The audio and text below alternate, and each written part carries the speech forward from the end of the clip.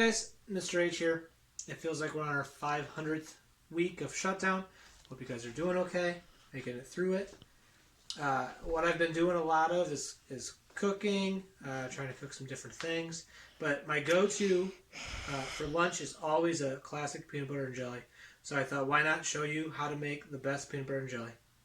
First, we have to walk to get our ingredients.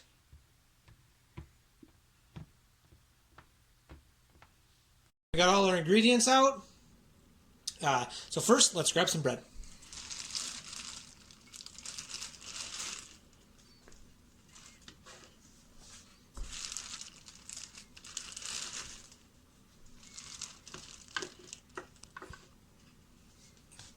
We got our bread out. Now, of course, we add the peanut butter.